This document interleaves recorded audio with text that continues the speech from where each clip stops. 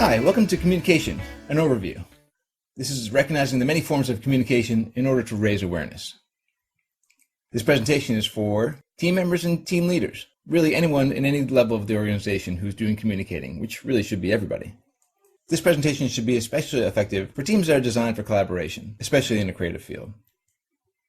This presentation should be helping anybody who is working on the communication challenges, and that includes people who are facing job interviews or other situations like that where communicating is going to become very, very important. So a quick word about myself. I've been in video games since 2000 and a producer since 2007. I became a Scrum Master in 2008, and now I'm a Senior Scrum Master and Agile Coach.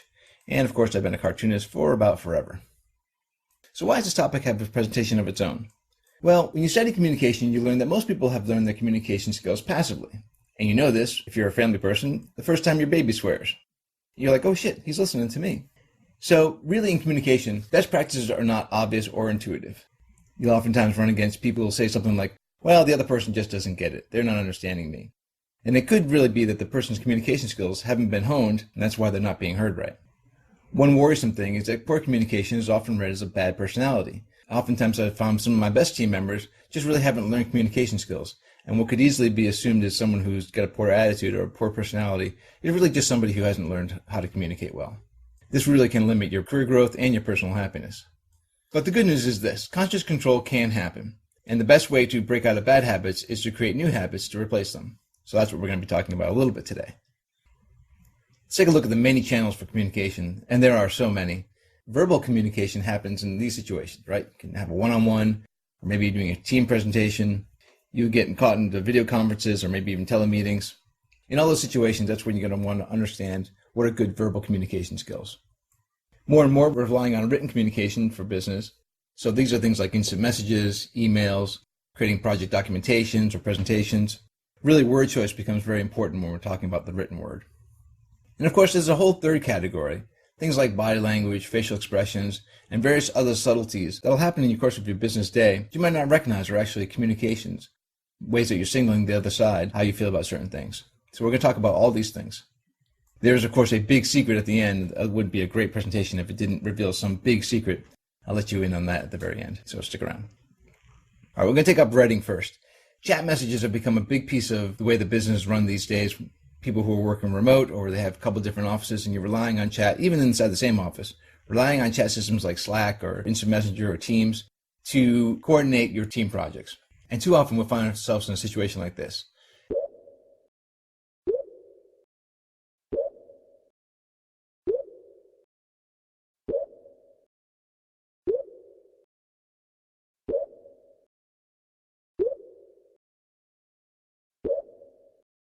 Of course, by the time you get to the end of the day question here, it's 4:45, and you really don't even have enough time to enact the information that he's going to get you.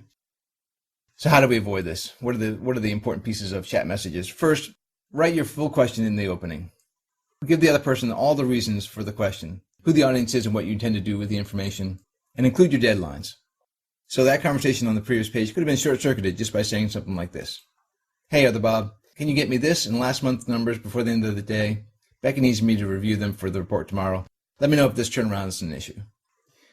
All right, let's talk about writing emails. We like to talk about the pyramid principle, and that is a structure that looks like this. Put the most important information at the very opening of the email. Give all the context you might need in the middle, and then repeat all the call to actions or all the questions at the end. If you have a very long email and your question is buried somewhere in the context or only at the very top, it's possible to get to the end of the email and not remember that you were asking a question at all. So repeat those questions at the end. And when you're writing emails, there's a few very important points. You have to remember that emails are oftentimes read in the reader's current emotional state. So you want to make your emails as emotionless as possible. Word choices matter, especially in the intro. If you start with negative words, you're going to start the person reading the email into a negative tone at the very beginning. And even if you have positive messages in the middle, they could get lost. You want to write your emails such that anyone could read them, because emails are so easy to forward or so easy to have somebody come over and read over your shoulder. Keep your emails as dispassionate as possible. Certainly don't include anything that you don't want anybody to read. If you have any questions at all, we lean on the idea that you should get a second opinion before hitting the send button. Make sure all the information you're portraying is correct and that the tone is read in a very neutral tone. With presentations, you really do want to know your audience and engage them. Now, ways to do this can be things like ask direct questions frequently. Instead of asking, is everybody getting that? Point to a single person and say, hey, Steve, did that last part make sense to you? By calling a person by individual name, the other people in the room are recognizing, oh, I might get called on as well. It helps to keep them engaged. Other information says require physical interaction. Ask everybody in the room to pull something from their pocket, or maybe pass around an item around the room while you're having your conversation. Those kinds of things will keep an audience engaged. And of course, you want to pay attention to the room's engagement. If you're starting to lose people, they're starting to drift, you could ask the whole room to stand up, get them to shake out. Maybe at that point you wanted to go back to asking direct questions, or maybe even recognize that your talk is going long and you want to get them out of the room as fast as possible. One very important piece of project documentation is meeting notes. I'm going to probably give a whole presentation on the format that I suggest, but for now, keep these things in mind when you're talking about meeting notes. Meeting notes capture your history, so you're really just communicating with yourself in the future, everything you've learned in the past. So meeting notes are there to capture the history of the project. They also help to broadcast widely. You can distribute your notes to the entire team to make sure that they're kept up to date on everything that's happening inside your small meeting. You can use meeting notes to build consensus. This is how I've captured the meeting. Did you guys hear it the same way? It's a good question to ask when you're taking meeting notes. Again, I'll go into more of this when I have my whole presentation on meeting notes. And then a word about schedules and budgets, more project documentation. You really do want to be careful with schedules and budgets. You want to share to the level that it's helpful. That does not necessarily mean that I advocate for openly sharing all pieces of information at this level. There are some team members who just have a hard time understanding schedules and budgets. Only share to the point that it's helpful and doesn't cause more confusion. But schedules and budgets are absolutely part of the decision-making process. You really have to understand what your schedule is and what your budget is. So if you're asking people to make decisions but not giving them the information about the time that remains or the budget that they have, you probably ask them to give you incomplete information. And keep in mind, as you capture schedules and budgets, this is historical data that you can use for future planning. If you're planning out your future projects, look back at previous schedules and budgets to make sure that you're taking into account what you've learned from those past projects. All right, that's all the written communication. Let's talk about the verbal communication. This is actually a little more fun to talk about. There's a hierarchy of effectiveness in verbal communications. Face-to-face really is the best way to do this. If you're in the room with a person and you're talking to them face-to-face, there's a lot of communication that happens, whether body language or facial expressions, it's much easier to capture when you're in the same room. This, of course, is the best way to have a conversation with a person. Team presentations is another way that we verbally communicate with our team.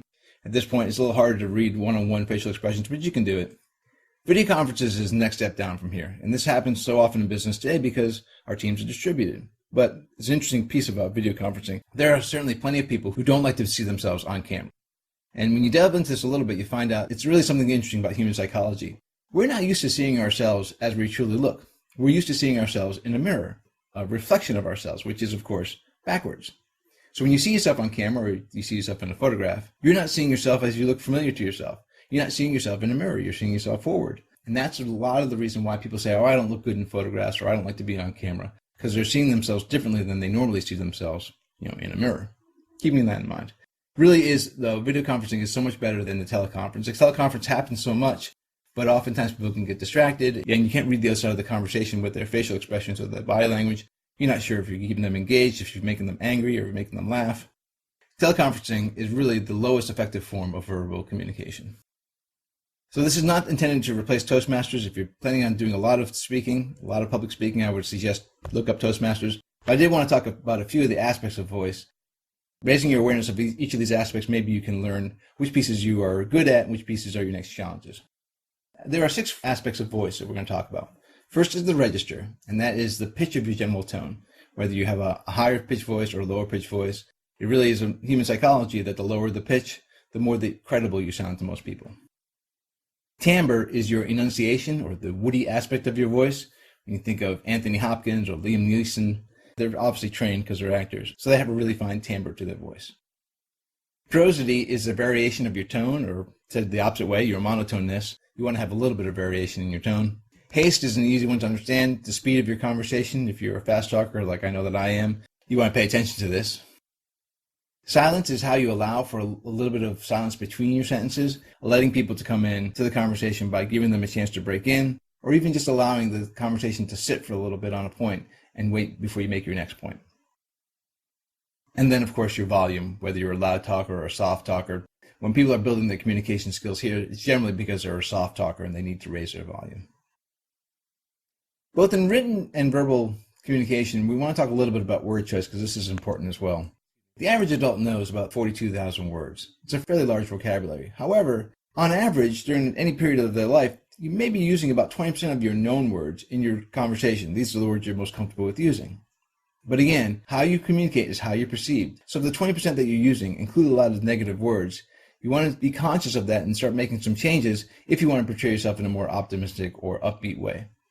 And when we talk about this, we're not really saying that you have to change your personality entirely, but you ought to be very conscious about the word choices you're making. So if you're saying something is a problem, you might as easily be able to say that there's a challenge ahead of us. Oftentimes people will talk about who's at fault. And a better way to turn that is to use words like contribution. Many of us may have contributed to the problem that we're having. It can get really deep when people start talking about a crisis. And there are times when you can really say that that crisis is actually an opportunity. Now, this kind of wordplay, this changing of the words to make stuff appear more positive, it can be very effective, but in reality, there are some times when it makes sense just to say that a crisis actually is a crisis. Moving away from written and verbal, let's talk about some of the other subtle communication forms because there are so many of them. I'm not going to go into very deep depth with any of them, but this presentation really is about just raising your awareness that these are all forms of communication. So, your body language. When you're crossing your arms in front of your chest, that's an evolutionary throwback to protecting your vital organs. People read that as you're being closed off. So, if you're trying to warm up a conversation or keep somebody engaged and you've got your arms crossed, uncross them, or lead the other person that they actually have their arms crossed. You can start with your arms crossed and uncross as a signal to them that they can go ahead and drop their guard as well. Closely related to body language is facial expressions. Rolling your eyes back, it's an obvious way to show I'm expressing some doubt about your credibility or the credibility of what you're saying. Be aware of your facial expressions, especially if you have a few that you may lean back on whenever you're in a stressful situation. But those two are quickly understood. There are other ones too that I want to call to people's attention. Your response time is really a form of communication. If you're getting a very important email and you can't get the information immediately to answer it, it is best to fire back a quick email just to say, that's going to take some research, let me get back to you. If you want to have a very fast response time, there are times, of course, where you want to use your slower response time on purpose. Those calls are up to you, but do recognize that response time is one form of communication. Where a meeting is held is another form of communication. Depending on the kind of meeting that you're planning on having, you may want to hold it off in a closed door, but you may want to have it on the open floor or at somebody's desk. These kinds of things will send signals like, hey, I'm open to an open conversation on the floor. This conversation is not something that's so precarious that we have to close the door and whisper in hushed tones. So where you hold the meeting will express the gravity of the conversation. So distraction level is another form of communicating. If you're looking out the window or on your phone, these are obvious distractions. But even multitasking inside of a meeting, answering emails while you're in a meeting, is a way to communicate to people in the room your level of priority in that meeting. Sometimes when you're in a meeting, there is something else happening on the floor that you don't want to lose track of. The advice that we give is, if you're in a situation like that, let the people in the room know, listen, I'm in this meeting, it's a priority, but there is something on the floor that I'm waiting for a response on, and that's why I have my computer open.